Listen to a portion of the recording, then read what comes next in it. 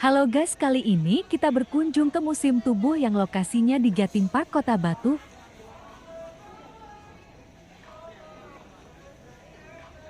Wahana ini mengandung banyak ilmu tentang tubuh manusia.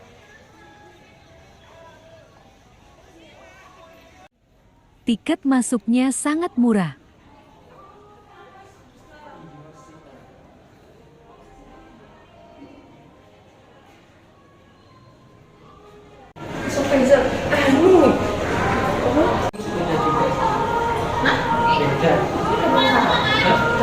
Bukan ini polos.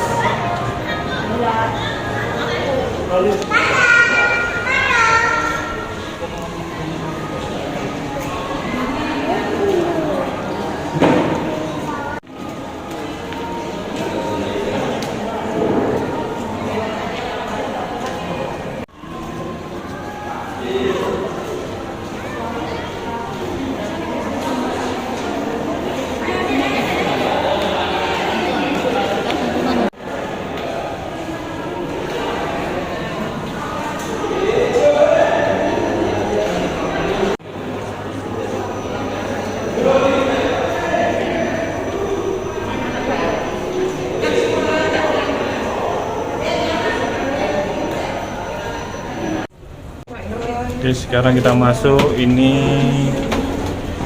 wahana pertama.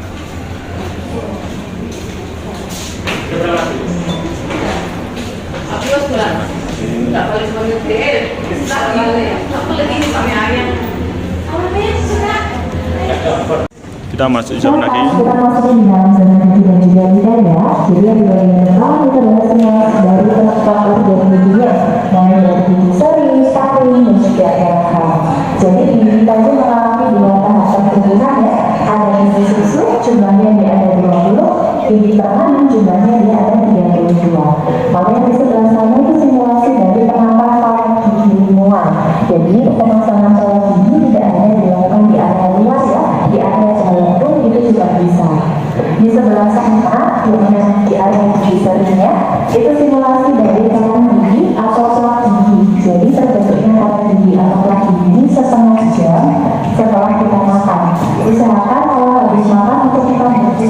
Jadi fungsi tubuh membantu untuk mengangkat sisa makanan yang menempel di sela-sela gigi kita. Yang di bawah ini adalah area lidahnya, di ditanya itu namanya papilla.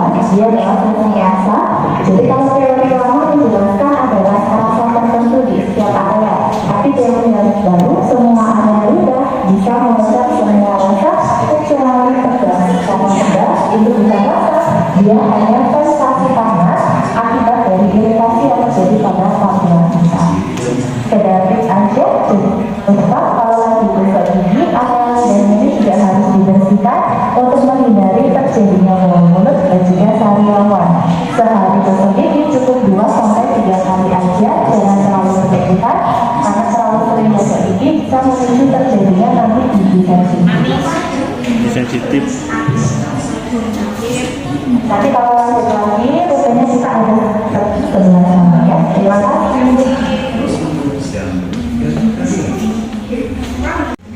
Masuk zona telinga. Sekarang kita masuk dalam zona telinga ya. Nah, di sini ada contoh dari dalamnya telinga kita. Jadi dalamnya telinga bentuknya seperti ini ya. Untuk telinga sendiri itu terbagi menjadi 3 bagian. Ada telinga bagian luar, tengah, dan juga dalam. Nah, untuk potongan telinga ini nggak sampai masuk ke dalam, cuma sampai ada di lubang telinga.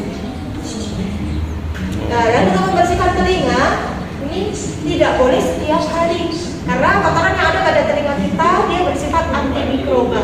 Dia bisa membunuh serangga maupun semut yang mau masuk. Jadi cukup 1 minggu sekali saja kalau mau membersihkan. Jangan terlalu sering, juga jangan terlalu jarang dibersihkan.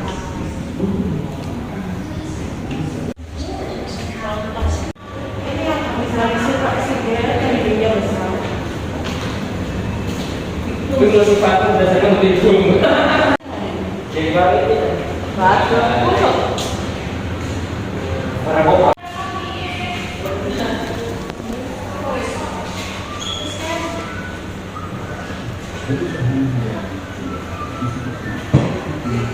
Cek.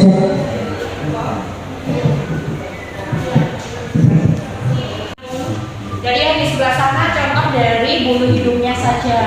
Jadi kalau untuk bulu hidung itu namanya silia. Jadi kalau bulu hidung nggak boleh sering dicabut, apalagi di waxing, karena bisa merusak saraf olfaktori atau indera pembaunya. Kalau lubang hidung sebelah kanan sama kiri ya, yang ada di bawah, jadi dibatasin sama kolom septum nasal yang ada di bawah. Jadi kalau untuk mimisan itu pembuluh darah yang warna merah yang sering pecah. Jadi sebaiknya mimisan nggak boleh dimasukkan dalam sini ataupun tisu. Jadi cukup cuping hidungnya dipencet seperti ini sampai pendarahan berhenti. Untuk kepalanya nggak boleh didorongkan ke atas atau ke bawah. Jadi dipegangin hidungnya gini sampai posisi tidur. Duduk, posisi duduk. Kepalanya nggak boleh begini. Kalau tidur nanti malah. Nah ini yang di depan ini ada 2. Kemudian di pipi ada 2. Jadi ciri-ciri orang yang terkena sinusitis kayak ada jerawatnya di dalam sini. Oh, jerawat. Kalau untuk penghasilinus yang di sebelah sini yang berlapis. Hidungnya rongga kan. Jadi kalau kita pilek hidungnya mampet, nah dia akan membuka. Jadi kalau sembuh dia akan mengetes lagi seperti ini. Di sini juga ada tes karakter otak kanan kiri. Jadi dengan menggunakan 2 tangan, tertampuk sama terlipat seperti ini. Nah, jadi untuk tes karakternya, langkah pertamanya namanya boleh ditampukkan aja, refleks sesuai dengan kenyamanannya. Dan kita lihat ini jempolnya di bagian dalam tangannya masing-masing, ya. Nah, jadi kita nggak usah niru di sini, jadi refleks aja. Boleh saya bantu ya untuk hasil tesnya? Ini kanan, jempolnya di bawah kanan, hasilnya pertama A kanan. Ini kiri, kanan juga. Terus langkah kedua, tangannya terlipat. Untuk lengan terlipat dan kita lihat ada alangan siku bagian bawahnya. Nah, jadi hasil yang pertama tadi kanan ya. Lengan siku yang bawahnya juga sama kanan juga. Jadi hasil A sama B kanan sama kanan, kanan. Tadi kiri ya, kiri sama kanan, kanan juga, kanan sama kiri. Nah, untuk hasil tesnya ini boleh dibaca di belakang bawah. Iya, benar. Kiri kanan, kanan, ada sama kanan kiri. Iya, pemimpin. Iya. Mengayomi pemimpin. Ya, aku temenan jane kali. Apa itu? Terang-terangan. Nang abut. Loh, aku bener. Aku tenang penjabar. Katri mulai elek. Kayaknya aku bobohan. Loh, ketua. Pokoknya kakak bener. Zona mata. Sedikit ini ya untuk stimulasi cara mata melihat seperti ini gambarannya Bu ya. Faktor utamanya karena ada cahaya. Nanti cahaya masuk ditangkap oleh bagian mata kita, pertama itu ditangkap kornea ya, kemudian ke pupil, dari pupil ke lensa mata, dari lensa mata nanti ke retina, dari retina menuju bagian saraf ke otak. Jadi bayangan yang kita lihat sebenarnya sebelum nyampe di otak itu adalah bayangan yang ini ya, terbalik dan diperbesar. Bayangan yang maya. Jadi kalau misalnya kita melihat orang itu kepalanya ada di bawah, kakinya dari atas, dalam keadaan besar kayak gini ya, matanya besar sekali. Nanti baru diartikan sama otak, dikembalikan lagi ke mata kita menjadi bayangan yang nyata di mata kecil. Jadi seperti sesungguhnya. Itu cara mata kita melihat. Iya. Berarti kalau bisa pas lagi ini lihat itu ada kayak semut-semut yang lompat atau gitu. Ya. Di dalamnya mata. Kalau yang menonjol ini retinanya yang melempas. Jadi penyakit-penyakitnya ya. Seperti ini ya.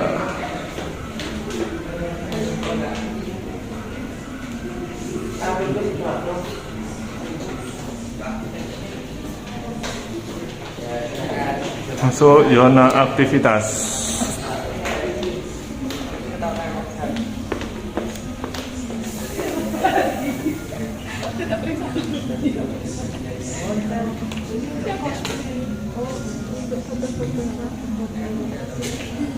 Foto nggak ada status.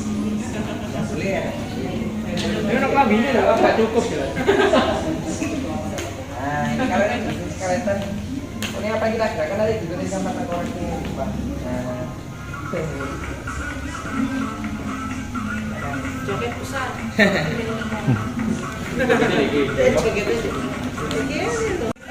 Oh iya, di sini disediakan tempat cosplay ya, kayak untuk dokter gigi dan pasiennya.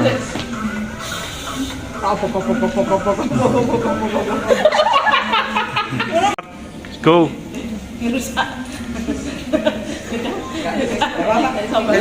Wes, let's go.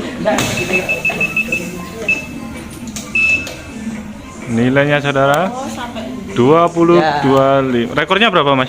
Suntulan dari rata. Silakan Bapak coba. Pembuluh darah.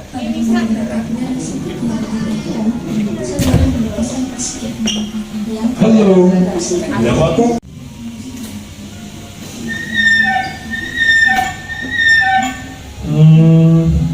Ngomong-ngomong, ada yang tahu nggak apa itu mimisan? Baiklah, aku akan memberikan informasi tentang mimisan dan bagaimana cara pencegahannya.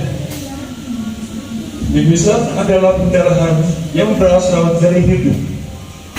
Penyebab mimisan terjadi saat permukaan hidung mengalami iritasi atau jika pembuluh darah di hidung pecah. Beberapa hal yang sering menyebabkan diantaranya mengorek hidung, menghembuskan udara dari hidung terlalu kuat, terjatuh, terbukun, atau akibat trauma pembedahan. Oke, next rute guys, ini seperti melalui pembuluh darah. Ini ada rutenya pembuluh darah, itu besarnya seperti ini guys. Oh, banyak bintik-bintik hitam dari dalam pembuluh darah itu. Penyempitan pembuluh darah. Ada penyempitan pembuluh darah. Oh, ini yang mungkin menyebabkan stroke. Oh, ini ya, seolah-olah kolesterol ini. Ini kolesterol lemak berwarna ya kuning. Ya.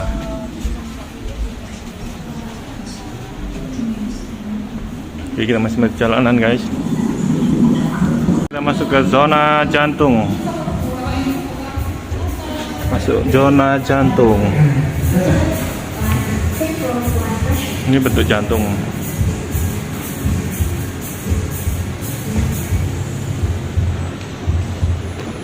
Letaknya dari rongga dada sebelah kiri untuk besarnya kurang lebih sekitar 9 tangan. Fungsinya adalah pada tubuh dicontohkan yang dijelaskan adalah paru-paru dan tulang rusuk.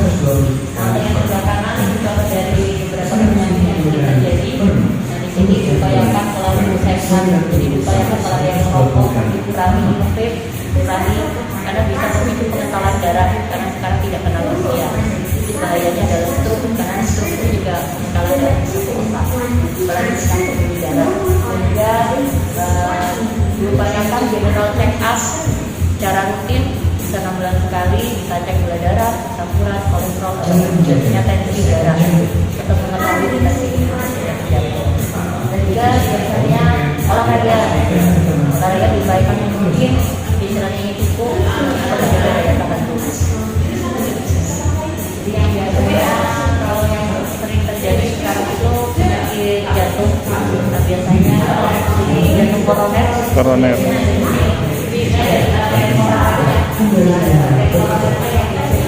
Jadi penyumbatan biasanya kalau sudah tidak bisa dilakukan peningkatan darah biasanya ada yang namanya pemasangan ring.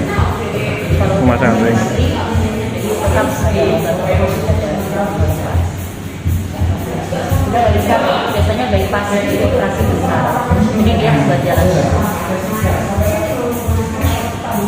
Kita masuk ke zona paru-paru. Cek LKS-nya dulu. Oh, ini zona paru-paru.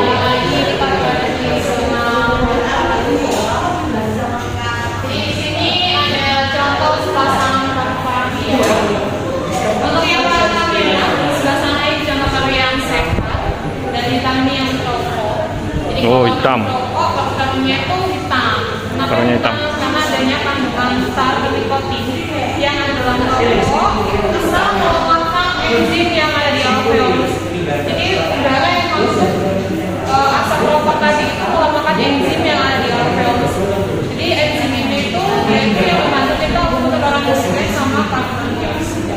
Tapi ketika enzim itu melemah, biasanya virus bakteri bisa masuk dan menyebabkan kemudahan kerusakan sel di alveolusnya.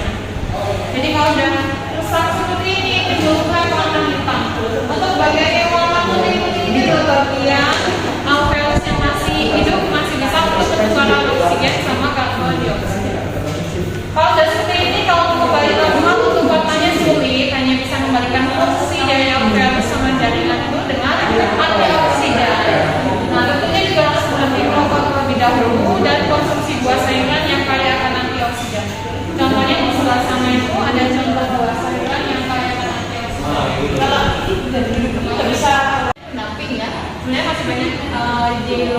buah-buahnya sih ada Paprika, apel guys, itu tinggi oksidanya. Paprika. Oh, anggur, kalau anggur itu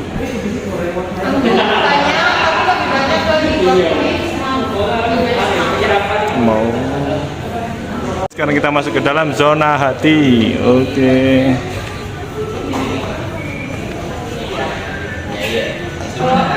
Ini hati. Operasi batu empat dulu berarti nggak punya apa mas? Tergantung operasinya. Operasi bisa aja atau dipotong bersama tanduk. Langsung ke usus 12 jari. Nah kalau dipotong, nanti dipotongnya biasanya cuma sampai sini. Ini diambil.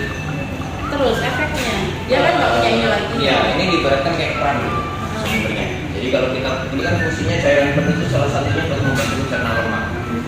Kalau saya kan susu yang berminyak digoreng santan atau apakah durian susu kayak gitu, ini nanti yang membantu terjadi air usus. Sudah pernah operasi batu empat dulu berarti Kalau netok yang diambil. jadi gampangnya, iya jadi Ambil jam besar ini. jadi gampangnya kalau saya makan lemak, saya makan Sendiri itu bukan karena makanan pedas ataupun gizi gizinya. Jadi penyebab usus itu karena peradangan pada usus. Jadi sering kurangnya serat, infeksi di dalam usus. Nah, lama-kelamaan tentunya bakal terjadi peradangan. Peradangan. Bisa Oh. sakit, nafas. Kita sekarang masuk di zona ginjal.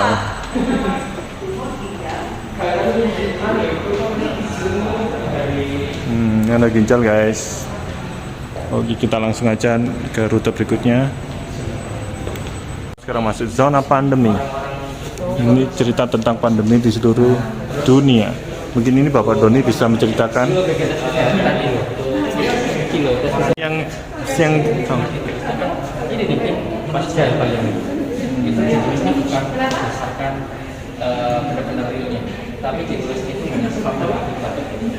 Jadi bisa juga terjadi karena yang ditulis seperti orang-orang yang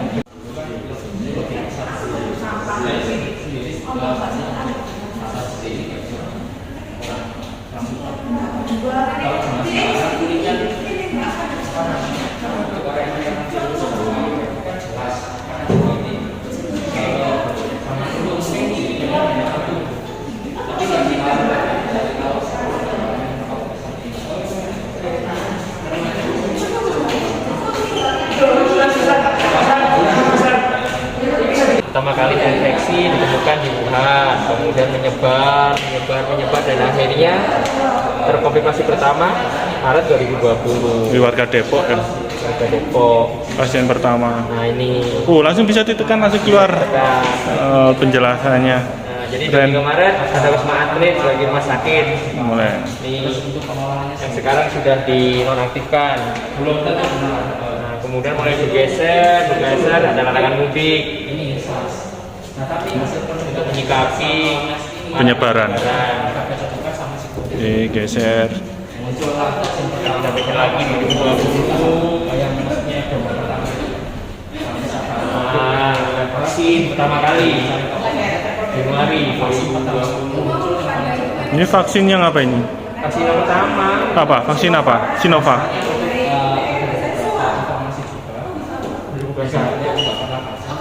nah ini yang laki-lakinya Ya ini yang parah nih, yang korban paling banyak kayaknya. korban paling banyak ini jadi apa namanya istilahnya untuk alasan itu menyerang misalnya Terakhir tahun 2022. meninggal sampai 150.000 orang terus terkonfirmasi lebih dari 6 juta. Ini Itu dia. ini global. Kalau Populasi dunia. jadi misalnya Ini dia, ini penting ini penting. Tadi penting ini. ini efikasi 95%, tipe vaksin mRNA.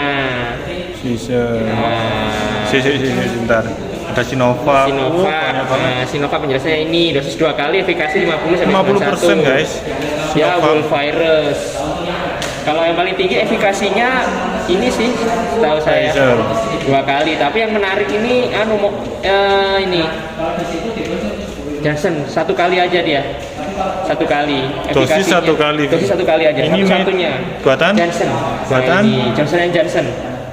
Amerika Serikat. Amerika Serikat. Ya. Sekarang di sinema 3 dimensi.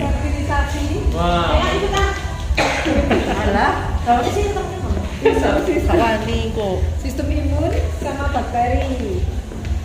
Cara bakteri baik kalau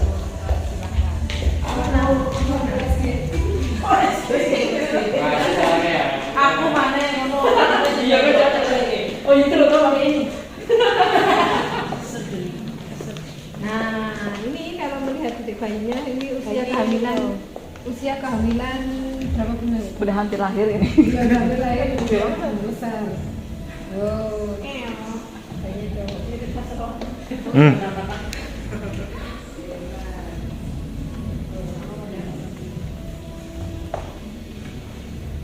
Ya anak ini gini-gini.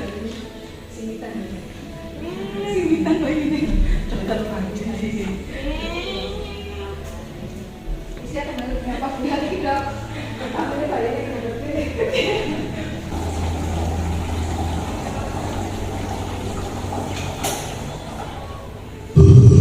Baik sekali.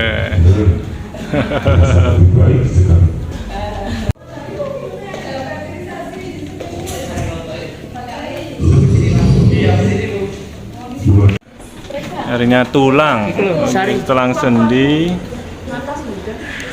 Area tulang sendi guys. Ini bisa melakukan pemeriksaan.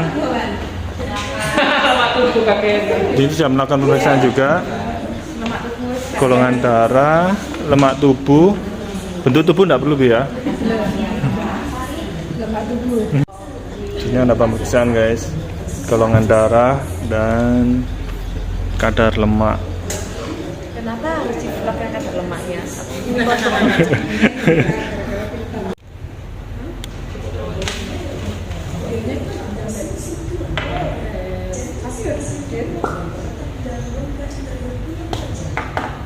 Kurang lama setengah jam ya. Di sini ada juga permainan adu panco. Kita lihat sekarang teman kita yang berotot. Duh, kok bisa menang? Kok bisa menang? Ini level easy ya? Aja tes lagi, tes kekuatan hammer Thor. Oke guys. Dan coba lagi saudara kita yang kuat ini. Let's go. Yeah, dapat poin berapa guys? 600, 67, 700, 750, 800, 8, 900, 950 mencapai 1000. Dia hampir saja, kurang dikit. Oke guys, di sini kita ada ruang namanya ruang kadaver, yaitu menampilkan spesimen tubuh manusia asli yang diawetkan. Tapi kamera nggak bisa masuk ya. Sini bisa lihat langsung. Ya, di sini ada. Terus majunya guys.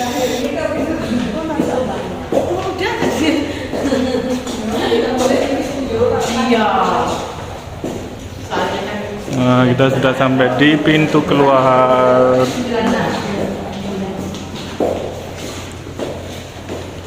Jadi di museum tubuh ini konsep kita adalah menyediakan edukasi kepada semua umur ya tentunya, mulai dari anak sekolah dan juga sampai dewasa. Jadi di sini kita berusaha untuk mengupdate materi-materi yang ada terkait dengan anatomi, baik itu tentang penyakit, supaya bisa berkembang dan bisa beredukasi masyarakat lebih baik lagi. Jangan lupa datang ke museum tubuh. Terima. Selamat pagi, terima kasih kami tunggu kedatangannya para pengunjung atau para pelajar di seluruh Kota Batu atau mungkin di luar Kota Batu untuk bisa datang beredukasi di Museum Tubuh, yaitu pembelajaran tentang anatomi tubuh manusia. Dan nanti di tahun depan, tahun ini nanti di Lebaran kita akan kena zona baru, yaitu zona kulit. Terima kasih.